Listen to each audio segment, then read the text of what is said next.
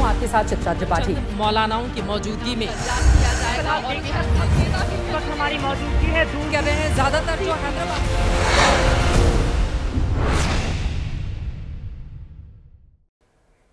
Orient Bell tiles studio से आप देख रहे हैं एबीपी न्यूज। नमस्कार, एबीपी न्यूज पर आप सभी दर्शकों का बहुत बहुत स्वागत है। मैं हूं आपके साथ चित्रा त्रिपाठी। आप रात 9 बजे का लोकप्रिय टीवी शो जनहित देखना शुरू कर चुके हैं।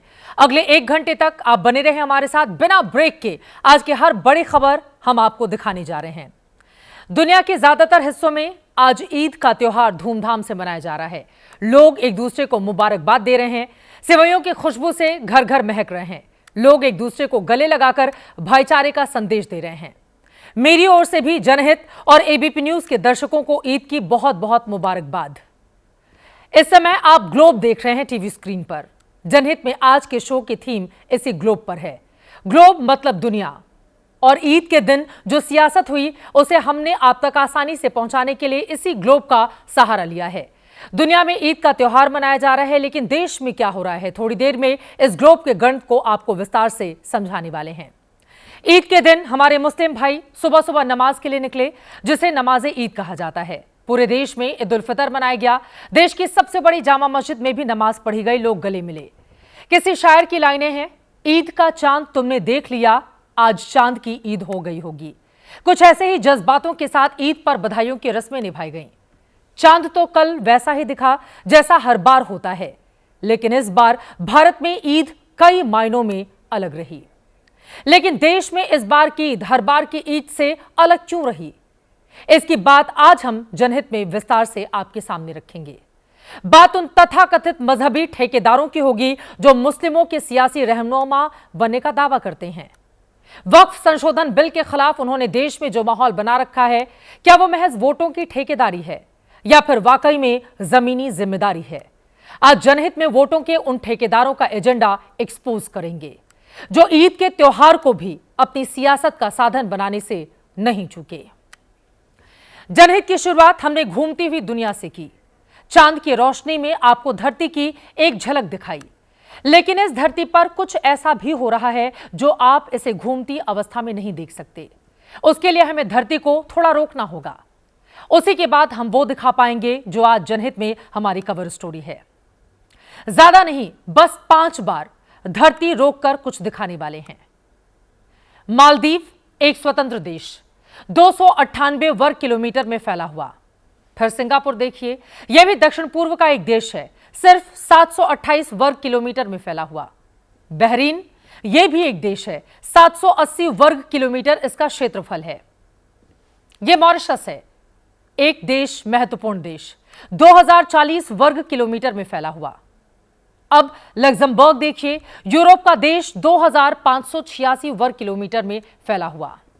ये सारे देश और इनका साइज आपको इसलिए बताया ताकि हम ये भी बता सके कि इन छोटे छोटे देशों से कहीं ज्यादा बड़ा, ज्यादा विशाल एक अदृश्य राज्य तो हमारे देश के भीतर है। अदृश्य राज्य, बिल्कुल ठीक सुना आपने। भारत के अंदर यह एक ऐसा अघोषित राज्य है जो देश के नक्शे में आपको कहीं नहीं दिखेगा। 28 प्रदेशों और 8 केंद्र शासित प्रदेशों की सूची अगर आप देखेंगे तो उसमें भी आपको यह अघोषित राज्य नजर नहीं आएगा। यह राज्य है वक्फ प्रदेश। आपने वक्फ और वक्फ बोर्ड तो सुना है, लेकिन यह वक्फ स्टेट क्या है, आज वो भी जान लीजिए। भारत के सभी राज्यों में वक्फ बोर्ड की जितनी जमीनें हैं, उन सारी जमीनों को एक अलग ही कानून से जोड़ दिया जाए तो आप कह सकते हैं कि इस देश के अंदर एक अघोषित वक्फ स्टेट है। वक्फ की इन जमीनों का कुल क्षेत्रफल है 3804 वर्ग किलोमीटर। एक बार फिर इस धरती को घुमाते हैं और आपको वापस उन्हीं 5 देशों की ओर लेकर चलते हैं और दिखाते हैं कि हमारे वक्फ प्रदेश के मुकाबले ये छोटे देश कहां हैं। वक्फ स्टेट का कुल क्षेत्रफल 3804 वर्ग किलोमीटर का है, जो मालदीव से 12 गुना बड़ा है। वक्फ स्टेट में मालदीव जैसे 12 देश समा जाएंगे। वक्फ स्टेट सिंगापुर से 5 गुना बड़ा है, यानी वक्फ स्टेट में ऐसे 5 सिंगापुर आ जाएंगे। वक्फ स्टेट बहरीन से भी 5 गुना है, इसमें बहरीन जैसे 5 देश आ जाएंगे। लग्जमबर्ग से 1.5 गुना बड़ा है, ये 1.5 लग्जमबर्ग इसमें आ जाएंगे। और मॉरिशस से लगभग 2 गुना है। यानी देश में जितनी जमीन वक्फ की उसमें 2 मॉरिशस आराम से आ सकते हैं। वक्फ स्टेट को ऐसे भी जाने कि भारत में रेलवे और रक्षा मंत्रालय के बाद अगर किसी के पास सबसे ज्यादा जमीनें हैं तो वो वक्फ बोर्ड के पास हैं। कुल 3,804 वर्ग किलोमीटर यानी 9.4 लाख एकड़ जमीन। इन्हें जोड़ दिया जाए तो आप हैरान रह जाएंगे कि ये राज्य कितना बड़ा होगा। तो देश का ये वक्फ स्टेट दिल्ली से 2.5 गुना से ज्यादा बड़ा होगा। दिल्ली सिर्फ 1,483 वर्ग किलोमीटर में फैली है। यह वक्फ स्टेट गोवा राज्य से भी बहुत बड़ा होगा क्योंकि इसके मुकाबले गोवा सिर्फ 3,702 वर्ग किलोमीटर का है। वक्फ की जमीनों पर जमकर इस देश के भीतर सियासत भी हो रही है, आपको जानकारी है, लेकिन बहुत सी जानकारियां अधूरी हैं। इसीलिए हम आज आपको वक्फ पर संपूर्ण ज्ञान देंगे। पूरी ABC बताने वाले हैं कि वक्फ का अर्थ क्या है, वक्फ बिल में क्या है, वक्फ प्रॉपर्टी कितनी है, वक्फ पर विरोध क्या है, मुसलमान क्या चाहता है। पहले बताते हैं कि वक्फ का विवाद आज जनहित की कवर स्टोरी क्यों है, क्योंकि आज ऐसी खबरें आई हैं कि सरकार वक्फ संशोधन बिल को परसों यानी 2 अप्रैल को लोकसभा में पेश कर सकती है। 2013 में जो वक्फ अधिनियम पास हुआ था, मोदी सरकार ने उसमें कई बदलाव किए हैं और अब उसे बस संसद से पारित करवाना है। देश की तमाम विपक्षी पार्टियां वक्फ बिल का विरोध कर रही हैं। इसे एंटी मुस्लिम एजेंडा और मुसलमानों की जमीनें हड़पने वाला बिल बता रही हैं। विपक्ष लगातार कोशिश लगा हुआ है, कोशिशें कर रहा है कि सरकार की 2 बैसाखियां यानी नीतीश कुमार और चंद्रबाबू नायडू इस बिल को लेकर पीछे हट जाएं, यानी सरकार का समर्थन ना करें, उसके प्लान पर पानी फेर दें। आज मुसलमानों का सबसे बड़ा त्योहार ईद है। होना तो यह था कि आज मुस्लिम भाइयों के साथ सिर्फ खुशियां बांटी जाती, लेकिन विपक्षी दल आज ईदगाहों पर भी अपना एजेंडा लेकर पहुंच गए थे। ईद पर जो मुस्लिम क्राउड जमा था उसके बीच वक्फ बिल के विरोध की मार्केटिंग की गई। All India Muslim personal law board भी इसमें शामिल था। उसने मुसलमानों से बिल के विरोध में काली पट्टी बांधकर नमाज अदा करने को कहा। कई ने ऐसा किया भी।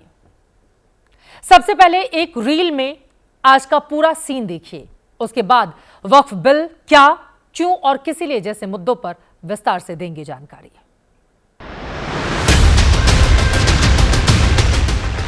ये जो है सरकार ये सिर्फ मुसलमानों को टारगेट करने का काम कर रही है और कोई काम नहीं कर रहे। हम इसका विरोध करते हैं, पूरे देश के अंदर इसका जबरदस्त विरोध होगा, आंदोलन होगा, पूरे हिंदुस्तान में सड़कों पे उतरेंगे, पुरजोर विरोध करेंगे और सड़कों पे उतरेंगे, जाम लगाएंगे, रोड सब हर चीज जो भी होगा इसे रोकने के लिए हर जतन करेंगे।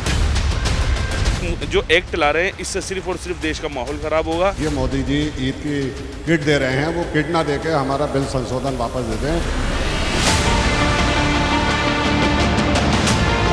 बड़े पैमाने पर राजनीतिक दल इसकी खिलाफत करेंगे। समाजवादी पार्टी भी इस बिल की विरोध करती है।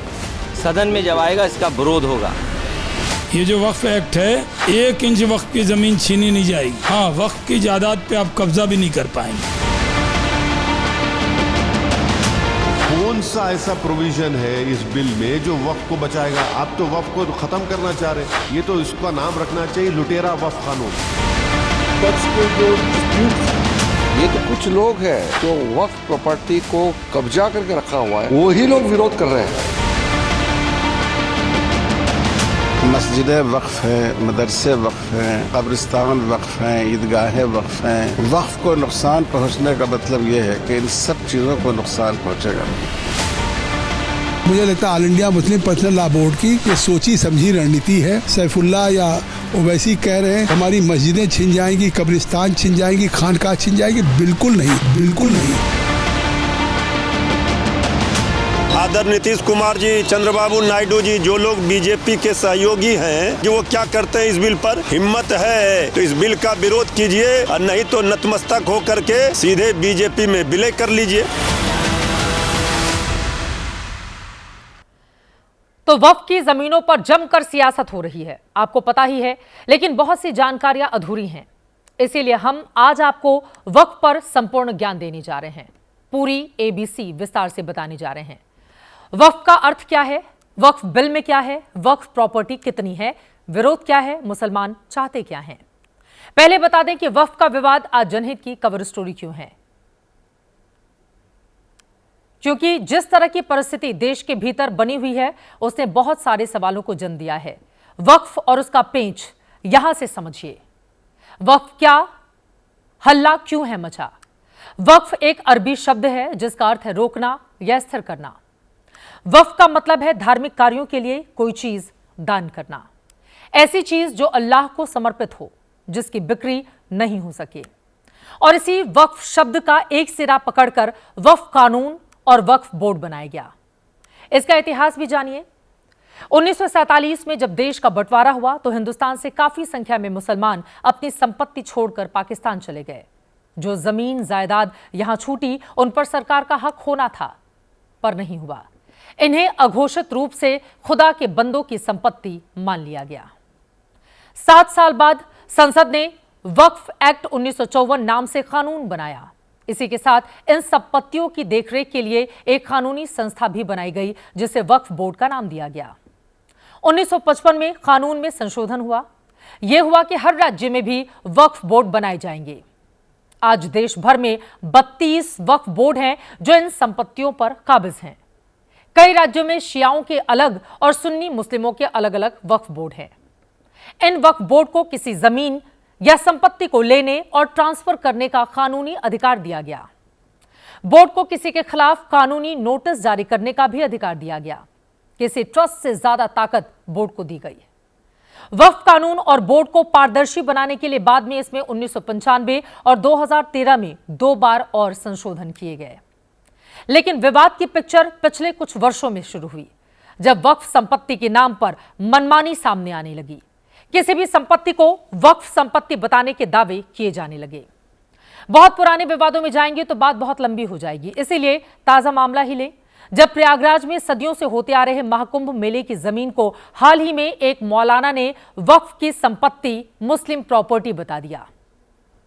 कुछ वर्षों पहले तक इसी तरह के दावे दब जाते थे, लेकिन बीते वर्षों में जब वक्फ बोर्ड के ऐसे दावों की भरमार हो गई तो ध्यान लोगों का जाने लगा। कैसे कैसे दावे हुए देखिए।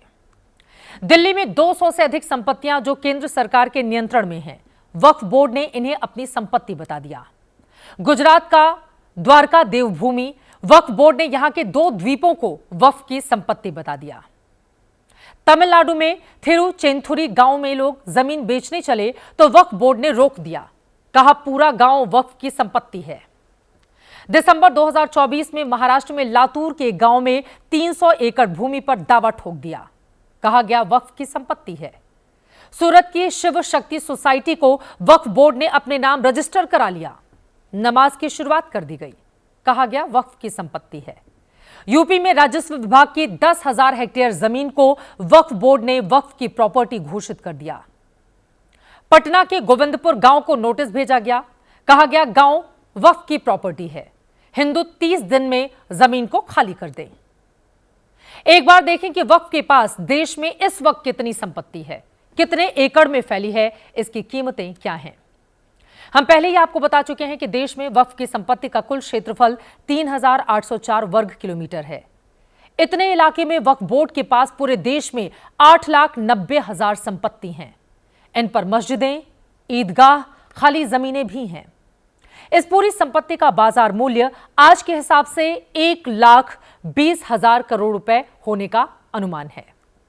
अब यह भी दिखा देते हैं आपको कि यह संपत्ति कितनी है। कई राज्यों का सालाना बजट भी वक्फ की इस कुल संपत्ति से कहीं ज्यादा कम है। दिल्ली सरकार का 2024-25 का सालाना बजट इसके मुकाबले बेहद कम 76,000 करोड़ रुपए है। हिमाचल प्रदेश का 2024-25 का सालाना बजट 58,444 करोड़ रुपए है, जो वक्फ प्रॉपर्टी का आधा है।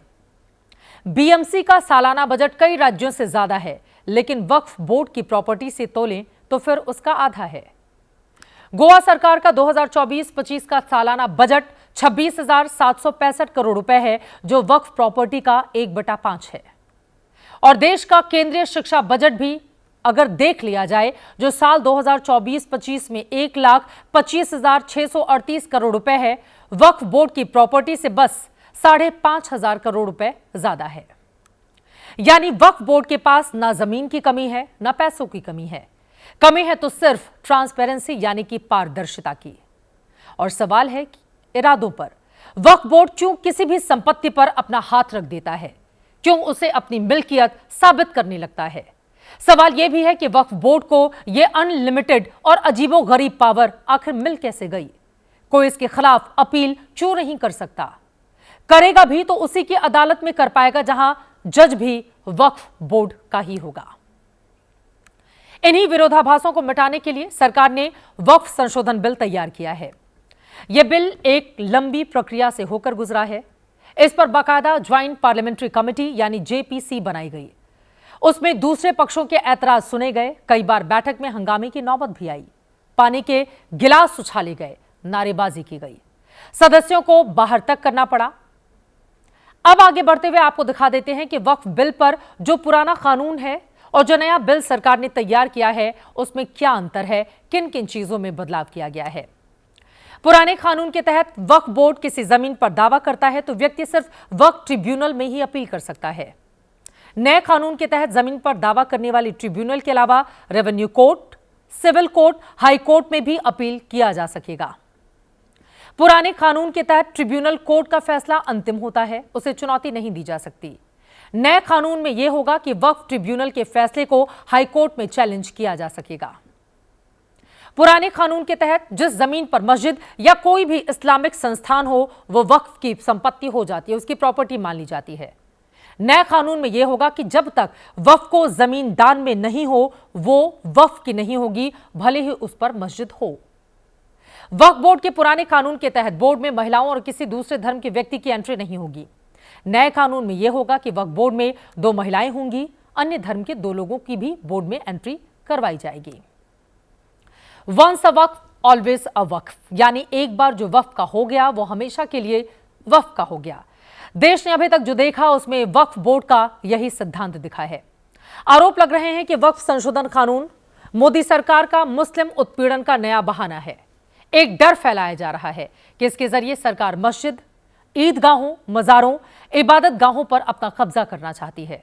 जबकि ट्रैक रिकॉर्ड देखें तो वक्फ बोर्ड के अजीबोगरीब दावों के शिकार सिर्फ हिंदू नहीं हैं, इनमें बड़ी संख्या में गरीब और पसमानदा मुसलमानों की भी है।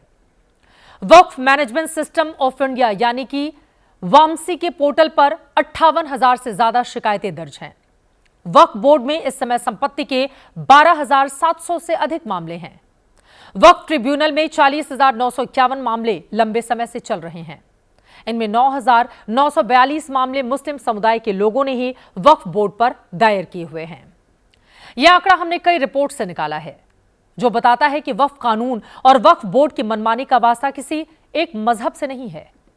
नया वक्फ बिल लाते हुए सरकार यही दावा कर रही है कि उसका मकसद लोगों को न्याय दिलाना है, वक्फ की मनमानी से बचाना है और उन जमीनों, उन संसाधनों का गरीब पसमानदा मुसलमानों के लिए इस्तेमाल करना है जिन्हें वक्फ संपत्ति का सही मतलब या यही मतलब बताया जाता है, सही मतलब नहीं समझा जाता, न उनको दी जाती है कि यह संपत्ति उनके लिए अस्पताल, उनके बच्चों के स्कूलों के लिए दी गई है। एक वक्त हुआ करता था जब ईद, होली, दिवाली जैसे त्योहार पूरे मोहल्ले में, पूरा शहर, गांव मिलकर मनाया करते थे। लेकिन धीरे धीरे इस भाईचारे को अमन के दुश्मनों की मानो नजर लगी और धीरे धीरे चीजें सामान्य नहीं रह गईं।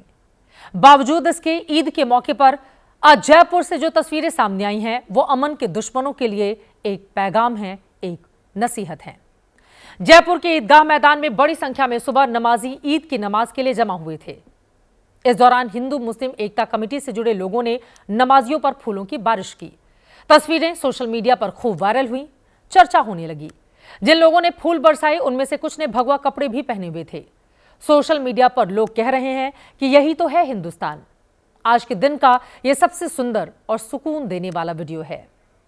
वैसे फूलों की बारिश नमाजियों पर संभल में भी हुई। मुस्लिम समाज के ही लोगों ने एक दूसरे पर फूल बरसाए, यहां तक तो ठीक है।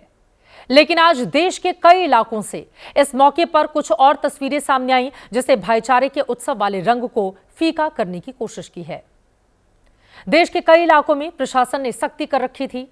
बावजूद इसके कुछ शहरों में लोग आपस में ही अलग अलग कारणों से उलझ पड़े और ऐसे उलझे कि कुछ लोगों को अस्पताल में भी भर्ती होना पड़ गया। तस्वीर नंबर 1, हरियाणा का मेवात।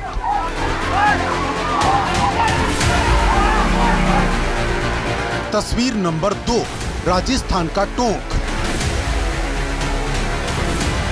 तस्वीर नंबर 3, यूपी का मेरठ। तस्वीर नंबर 4, बिहार का किशनगंज। मेवात, टोंक, मेरठ और किशनगंज देश के अलग अलग 4 शहरों की तस्वीर है।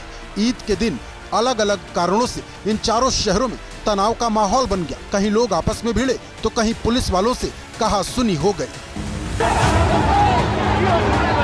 शुरुआत बिहार से करते हैं। किशनगंज के पहाड़ कट्टा से तस्वीर आई है। लाठी डंडे से लैस नमाजियों की भीड़ खुले मैदान में नजर आ रही है। कुछ लोग जमीन पर गिरे हुए हैं। किसी के हाथ में चोट है तो किसी के पैर में।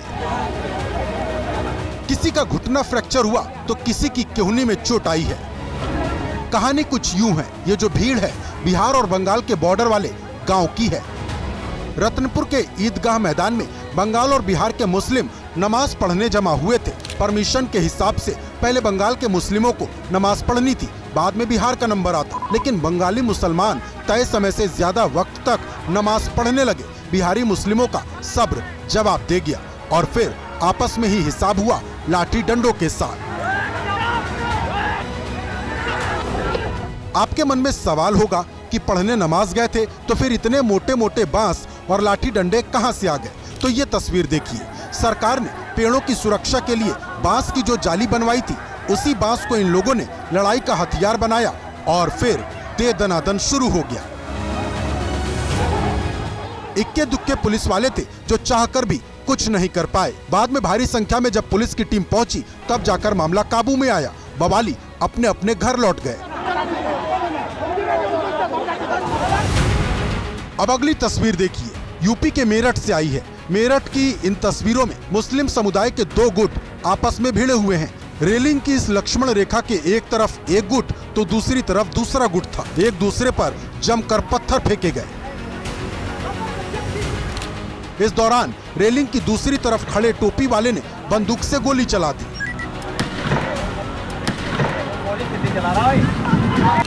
मेरठ के सिवाल खास का ये मामला है। नमाज के बाद ये लोग फातिया पढ़ने के लिए नहर वाले कब्रिस्तान में जमा थे। लाठी, पत्थर और फायरिंग में कुछ लोग जख्मी हुए हैं। बताया जा रहा है कि विवाद नियात और बादाम खानदानों के बीच हुआ है। रविवार को दोनों गुटों में कहासुनी हुई थी।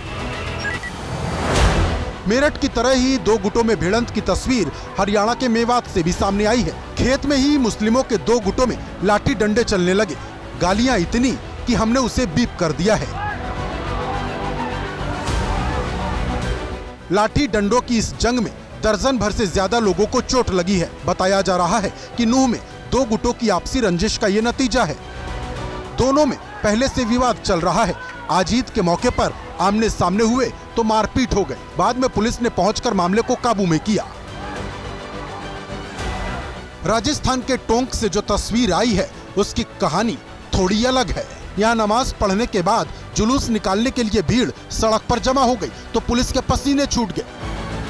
काफी देर तक स्टेट हाईवे पर हंगामे का माहौल बना रहा। जुलूस 5 साल से बंद है। ये लोग जुलूस निकालने की मांग कर रहे थे।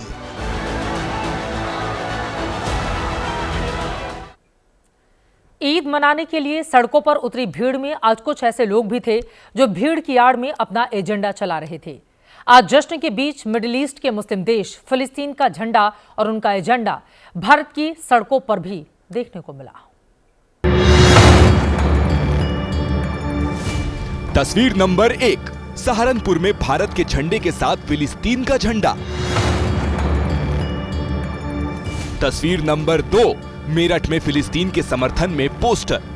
ये दोनों तस्वीर आज देश में देखी गई, लेकिन सवाल ये है कि आज ऐसा कौन सा स्पेशल दिन है कि फिलिस्तीन के झंडे को बाहर निकालना पड़ गया। तस्वीरें देखिए। बताया जा रहा है कि सहारनपुर में मुस्लिम समुदाय के लोगों का हुजूम उमड़ा था। तभी लोगों ने देखा कि 2 लड़के भारत के झंडे के साथ फिलिस्तीन के झंडे को लहरा रहे थे। उसमें भी फिलिस्तीन का झंडा और ज्यादा ताकत से लहराया जा रहा था। सवाल यह है कि भारत से करीब 4000 किलोमीटर दूर बसे फिलिस्तीन के झंडे का काम सहारनपुर में क्या है? अगर किसी को फिलिस्तीन को सपोर्ट करना ही है तो उसके लिए भारत के झंडे की जरूरत क्यों? ये एजेंडा नहीं तो और क्या है। आज तो ईद है, ईद मुस्लिम समुदाय का सबसे बड़ा त्योहार, जश्न का दिन, लेकिन उसमें भी एजेंडा चलाने वालों को अब यूपी पुलिस ढूंढ रही है। एक वीडियो हमारे संज्ञान में आया है जिसमें कुछ लड़कों के द्वारा भारत का और एक अन्य देश का झंडा दिखाया जा रहा है। इस बारे में आवश्यक जांच की जा रही है एवं जांच के उपरांत इसमें आवश्यक कार्रवाई की जाएगी। इसी तरह मेरठ की तस्वीर भी जरा गौर से देखिए। एक जवान लड़का फिलिस्तीन के झंडे के रंग में रंगा दिल लेकर खड़ा है। साथ में लिखा है, नदी से लेकर समंदर तक आजाद होगा फिलिस्तीन। खबरें हैं कि उत्तर प्रदेश के साथ दूसरे राज्यों में भी ईद के जश्न में फिलिस्तीन के सपोर्ट में लोग बाहर आए थे।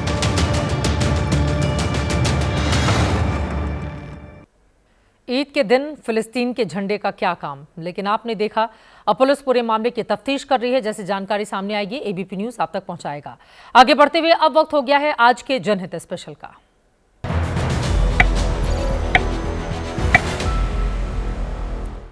जनहित स्पेशल में बात बिहार की। बिहार इसलिए क्योंकि यहां चुनावी बिसात बिछाई है। केंद्रीय गृह मंत्री अमित शाह ने 2 दिनों तक बिहार में रहे। परसों यानी शनिवार की रात वो पटना पहुंचे थे। पार्टी के कई महत्वपूर्ण कार्यक्रमों में हिस्सा लिया।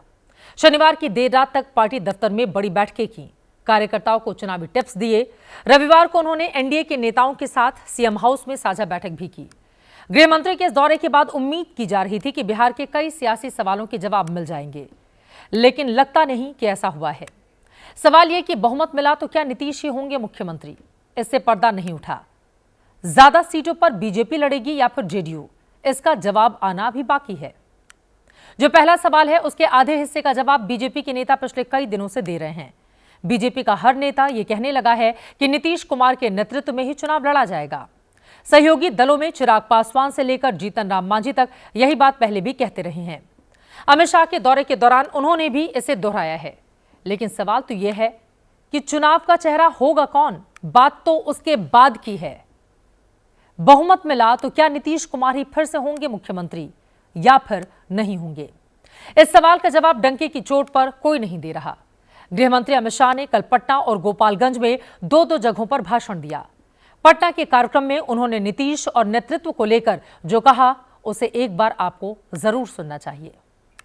बिहार के लोगों को मैं अपील करना चाहता हूं कि 2025 के चुनाव में मोदी जी और नीतीश जी के नेतृत्व में बिहार में फिर से एक बार एनडीए का सरकार बनाइए और भारत सरकार को मौका दीजिए बिहार का विकास।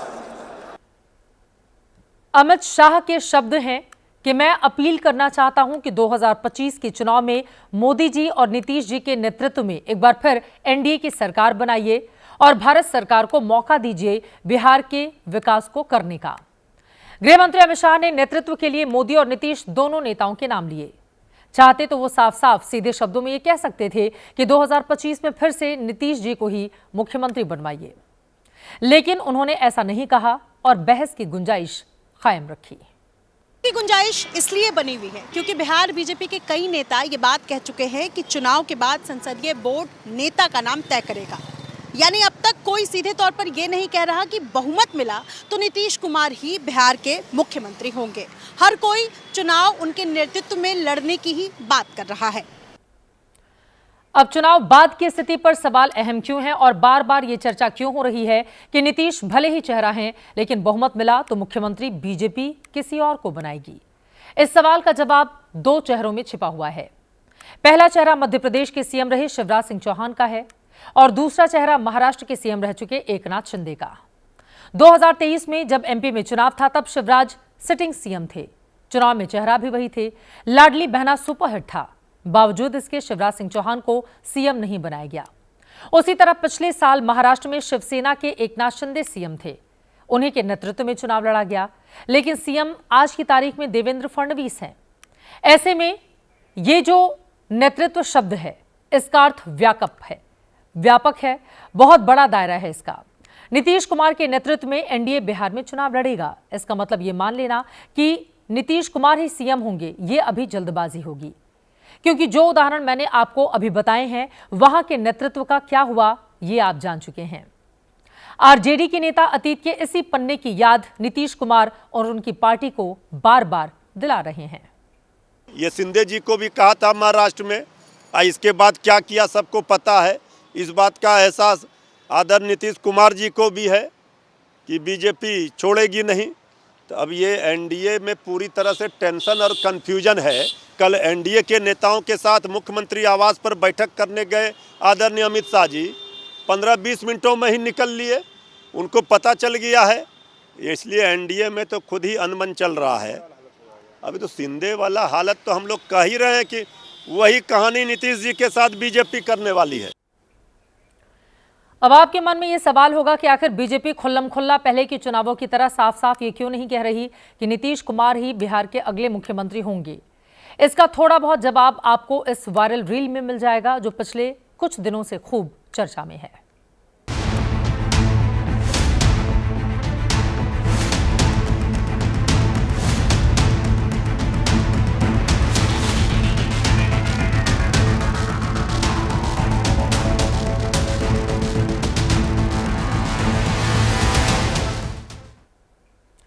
और अभी कल की जो तस्वीर सामने आई है, विपक्ष उसको भी मुद्दा बना रहा है।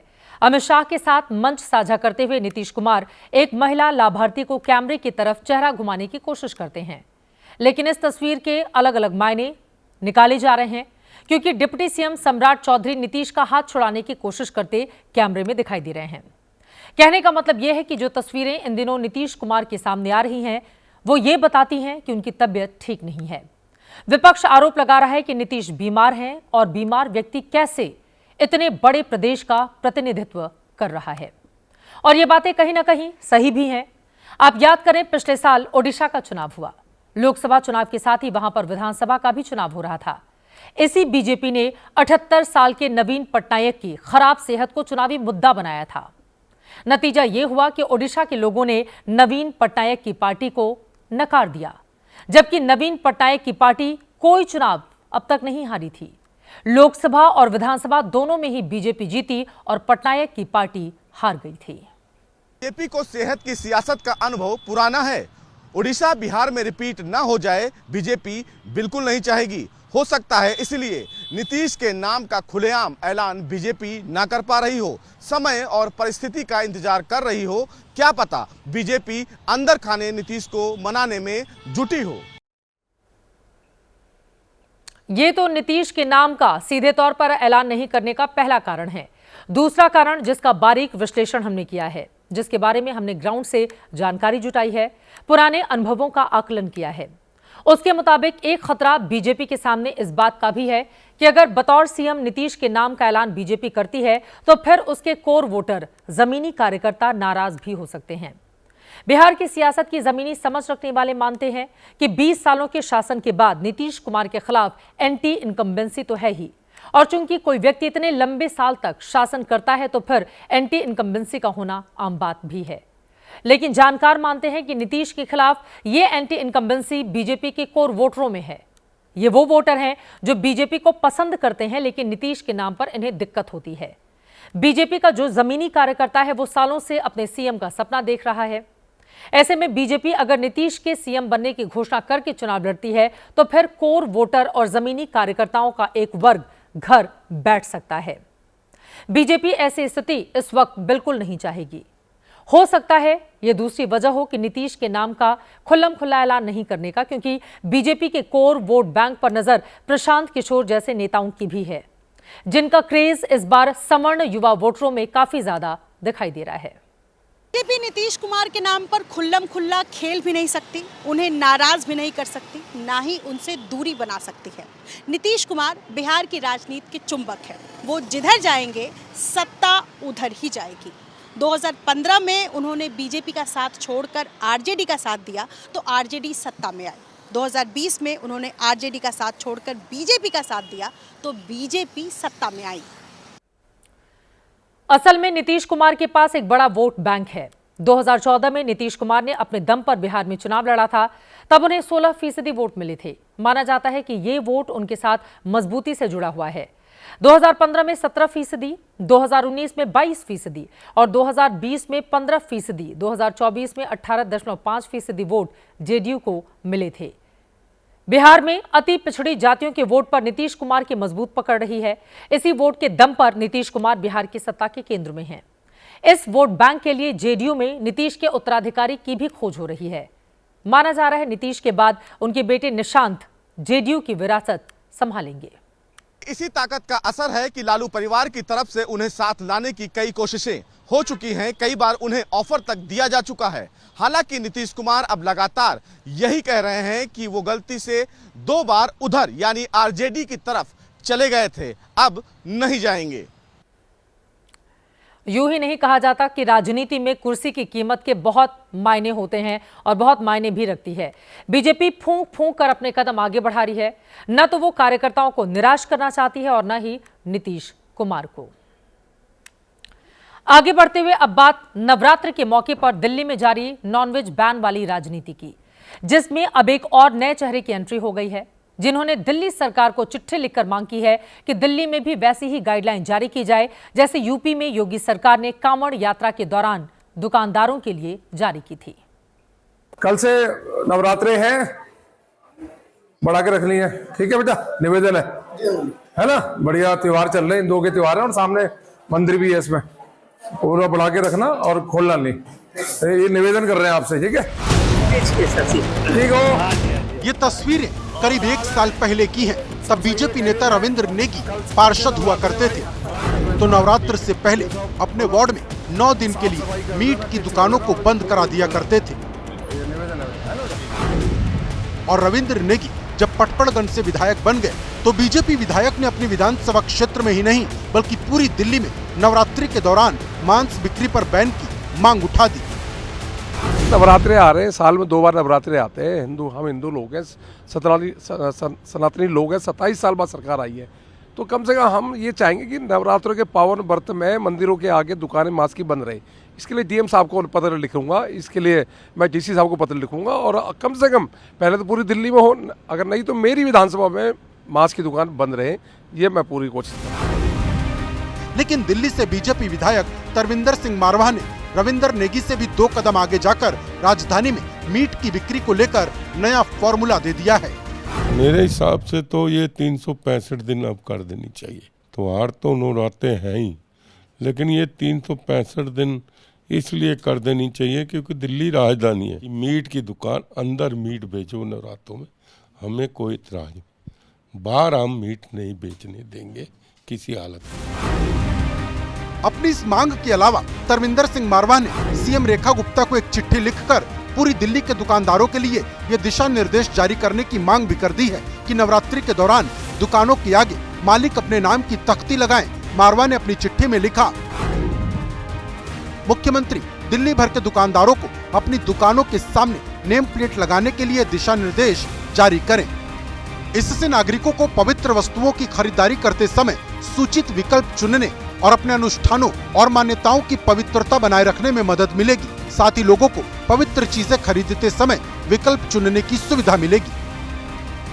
बीजेपी विधायक ने अपने पत्र में सीएम रेखा गुप्ता से जैसे दिशा निर्देश जारी करने की मांग उठाई है, ठीक वैसी ही गाइडलाइंस बीते साल यूपी में कांवड़ यात्रा के दौरान योगी सरकार की ओर से भी जारी की गई थी, जिसमें कांवड़ यात्रा के रूट पर खाने पीने की चीजें बेचने वाले दुकानदारों को अपने प्रतिष्ठानों के आगे नेम प्लेट लगाने को कहा गया था।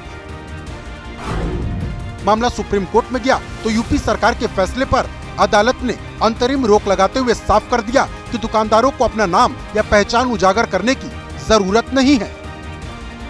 लेकिन नेम प्लेट वाले दिशा निर्देश को लेकर देश की सबसे बड़ी अदालत का रुख जानते हुए भी मारवाह बोल रहे हैं कि ऐसे मुद्दे समाज के लिए अच्छे होते हैं, इसीलिए वो दिल्ली विधानसभा में भी इसे उठाएंगे। की भी दुकान है तो बाहर अगर प्लेट लगा देगा कि मैं इसका ओनर हूँ तो उसमें क्या हर्ज थोड़ी है। समय मिलेगा तो जरूर उठाएंगे, अगर नहीं मिलता तो अगले दिन उठाएंगे। ये मुद्दा उठाएंगे जरूर, क्योंकि ये मुद्दा जो है बहुत ही अच्छा मुद्दा है।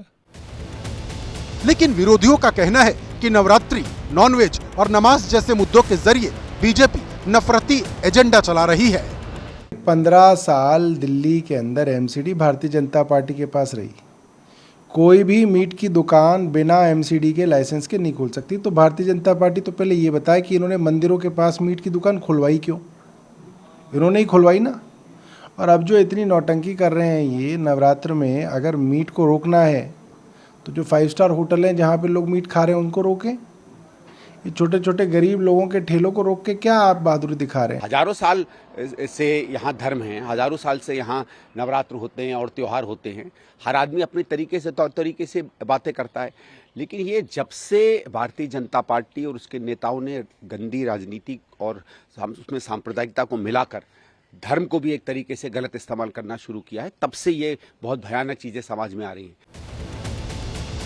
हालांकि नवरात्रि और नॉनवेज को लेकर नई मांग उठाने वालों में मारवाह अकेले नहीं है। इसकी शुरुआत बीजेपी विधायक रविंद्र नेगी ने की। दिल्ली के पीडब्ल्यूडी मंत्री प्रवेश वर्मा ने कहा कि दिल्ली में मांस की अवैध बिक्री नहीं होगी। विधायक करनैल सिंह ने नॉनवेज के अलावा सड़क पर होने वाली नमाज का विरोध कर दिया।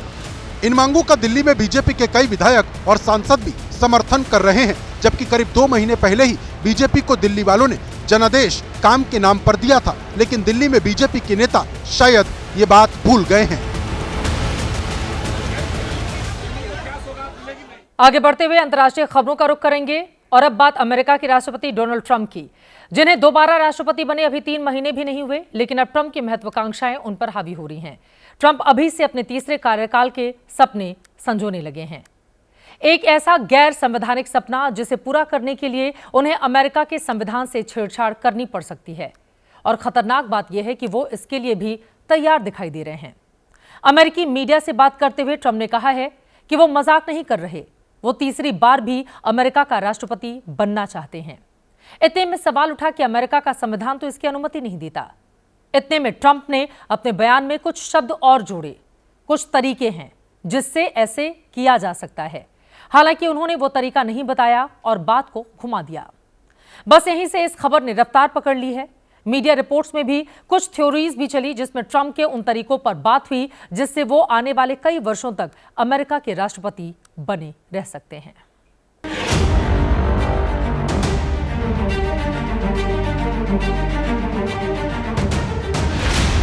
क्या अब अमेरिका में लोकतंत्र की जगह ट्रंप तंत्र चलेगा?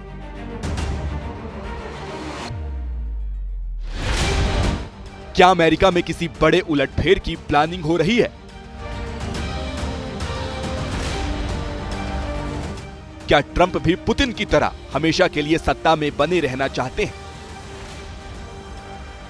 जब से ट्रंप ने अपने तीसरे कार्यकाल की भविष्यवाणी की, तब से ये सवाल ट्रेंड करने लगे।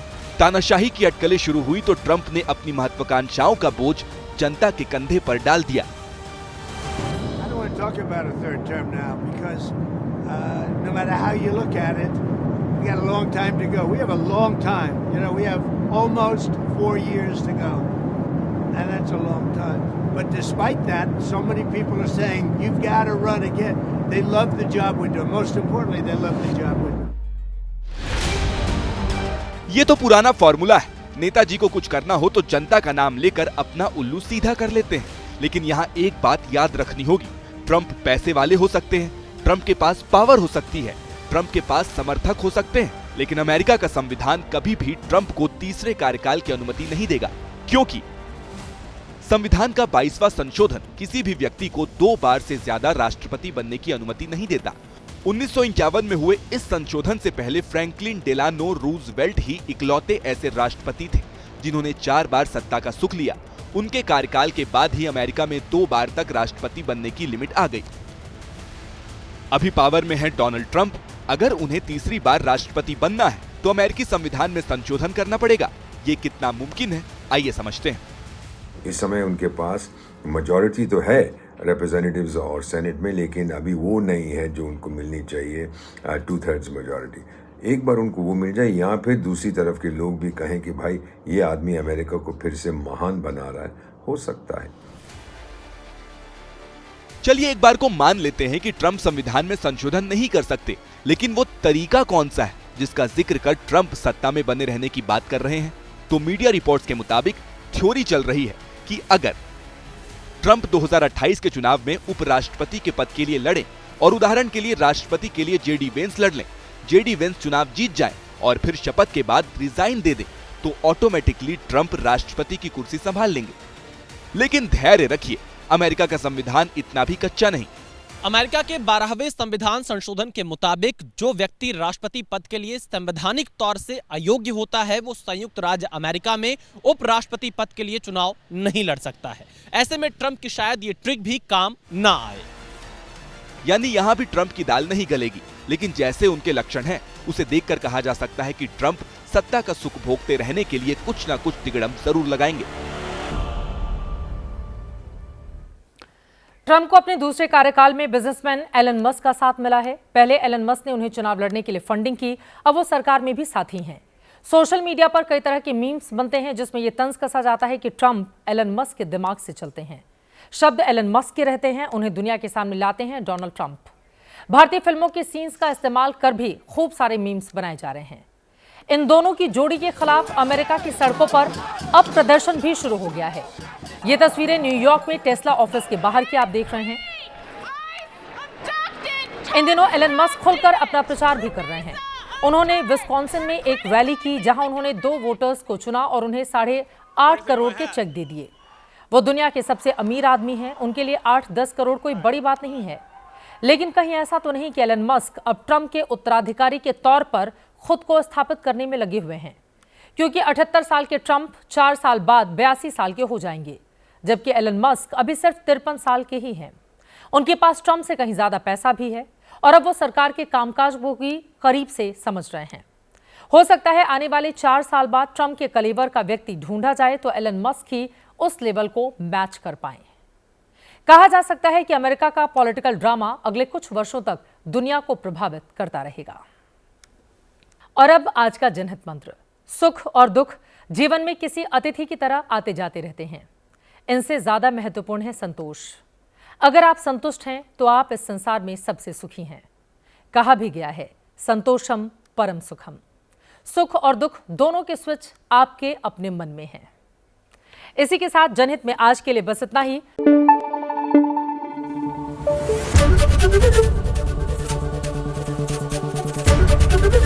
एबीपी न्यूज आपको रखे आगे।